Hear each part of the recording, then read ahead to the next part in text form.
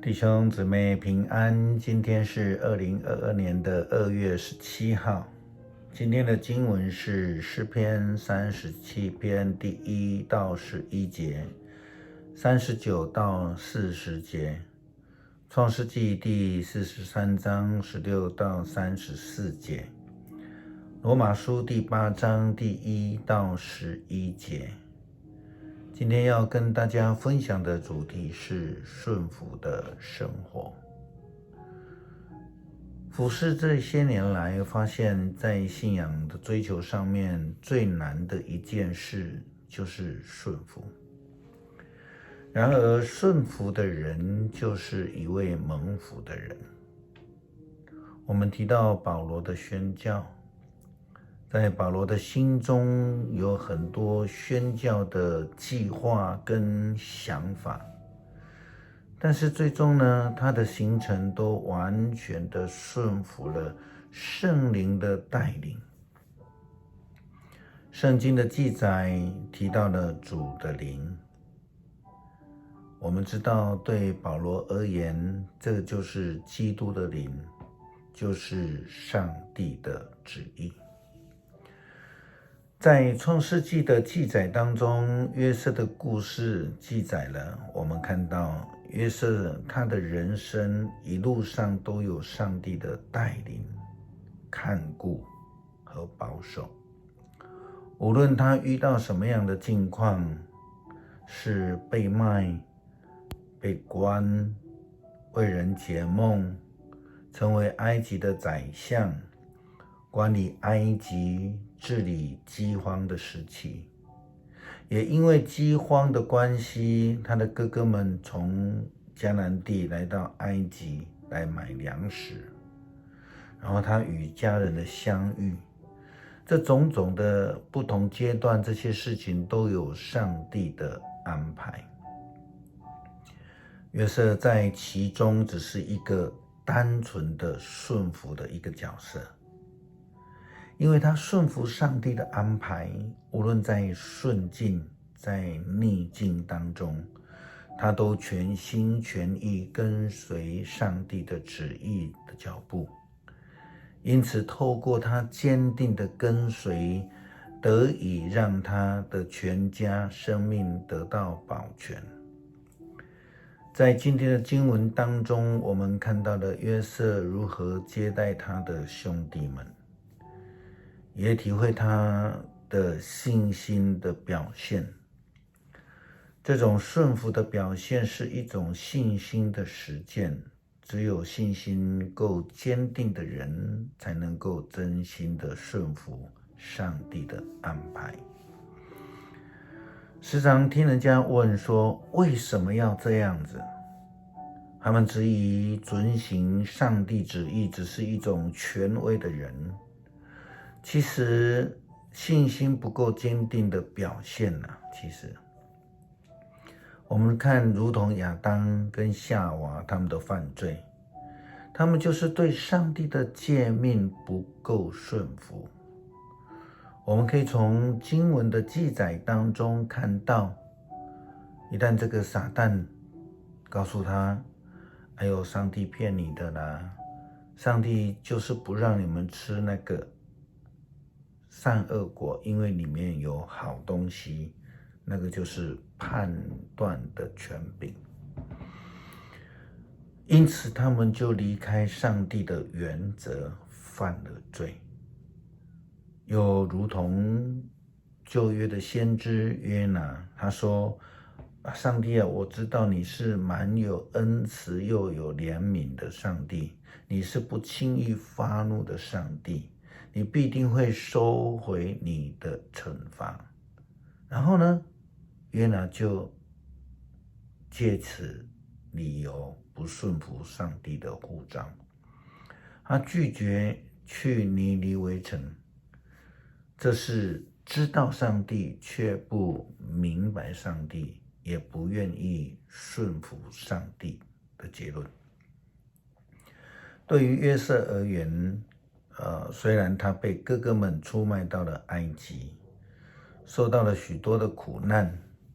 但是他从小时候就对上帝有信心，因此知道那是上帝的旨意，上帝的安排。当他看到哥哥们，反倒是非常的高兴，看起来他的心中没有任何的不满。对于约瑟而言，他是一个借着顺服的信仰生命得到一个新生命的人。在罗马书当中，保罗这样教导当时候的基督徒，他说，如今那些活在基督耶稣生命里的人就不被定罪，因为圣灵的法则就是那使我们跟基督耶稣联合而得的生命，已经从罪和死的法则下把我们释放出来。是的，我们都不喜欢谈到法则，很多人主张说规定就是不属灵，这种心态基本上是完全的错误。因为如果没有法则，就无法讲爱。保罗在给罗马教会书信的当中，他提醒，摩西的法律是因人性的软弱而不能成就的，但上帝却亲自成就了。上帝差遣自己的儿子，使他有了跟我们人相同的罪性，为要宣判人性里面的罪，就把罪除去。上帝这样做是要使法律正当，要求实现在我们这些不服从本性，只顺服圣灵的人身上。这样的概念，这就如同耶稣基督曾经教导我们，他说，不要以为我来是为了要废掉律法，我来本不是要废掉律法，而是要成全成就。如何的顺服是基督教信仰非常重要的一个基础。保罗在此以肉体跟圣灵来做思辨，他又向罗马教会的基督徒们提到，因为顺服本性的人意向于本性的事，顺服圣灵的人意向于圣灵的事。意向于本性就是死，意向于圣灵就有生命和平安。所以意向于本性的人就是跟上帝为敌，因为他们不顺服上帝的法则，事实上也不能顺服。服从本性的人不能够得到上帝的喜欢。至于你们，既然上帝的灵住在你们里面，你们的生活就不受本性的支配，只受圣灵的管束。没有基督的灵的人就不属于基督。那些追求属肉体，在今天的经文翻译称为本性，这些人是不顺服上帝的法则。只有顺服上帝法则的人，才能领受救恩，成为圣灵的活人，属灵的活人。这个也正是保罗在人生后半段所活出的一个美好见证。顺服圣灵的带领，不但领受救恩，也因为他顺服圣灵的引导，成为了救恩的宣扬者。圣经说，上帝的灵使耶稣从死里复活。如果这灵住在你们里面，那么这位使基督从死里复活的上帝，也要借着住在你们里面的圣灵，把生命赐给你们那必朽的身体。诗篇37篇第1到11节，39到40节。不要因为作恶的人懊恼，不要羡慕行不义的人，他们要像草一般很快的枯干，他们要像花木一样凋残，要信靠上主，努力行善，安居在这片土地上，享受康宁。要向上主寻求喜乐，他一定成全你们的心愿，要把你们交托给上主，信靠他，他会帮助你，他要使你的公平如光照射，他要使你的正义如正午太阳，要耐心等候上主面前。